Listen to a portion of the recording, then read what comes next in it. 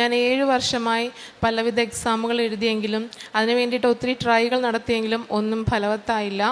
ആ സമയത്താണ് ഞാൻ ഇവിടെ വന്ന് നിയോഗം സമർപ്പിച്ച് പ്രാർത്ഥിക്കുന്ന സമയത്ത് അമ്മ മാതാവ് എനിക്ക് അയർലൻഡ് എന്നൊരു കൺട്രി കാണിച്ചു തരികയും അങ്ങനെ ഞാൻ അതിനു വേണ്ടിയുള്ള പ്രിപ്പറേഷൻ സ്റ്റാർട്ട് ചെയ്തു. അങ്ങനെ ഞാൻ ഇവിടെ വന്ന് OET എക്സാമിന് ഡേറ്റ് എടുത്തു.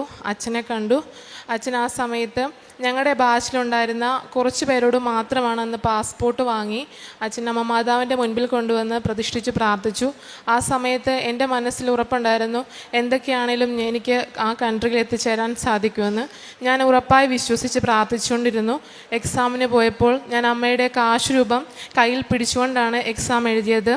അന്ന് തന്നെ ഞാൻ എക്സാമിൻ്റെ സമയത്ത് പ്രാർത്ഥിച്ചു, അമ്മ മാതാവേ, എനിക്ക് ഇനിയൊരു എക്സാം എഴുതാനുള്ള കൃപ, ഒരു എക്സാം എഴുതാൻ എനിക്ക് സാധിക്കില്ലേ, ഈ എക്സാമിലൂടെ തന്നെ എനിക്ക് കയറിപ്പോകാൻ പറ്റണേ എന്നും. ആ സമയം എക്സാമിൻ്റെ റിസൾട്ട് വന്നു. ഞാൻ ഇവിടെ വന്ന് പ്രാർത്ഥിച്ചുകൊണ്ടിരുന്ന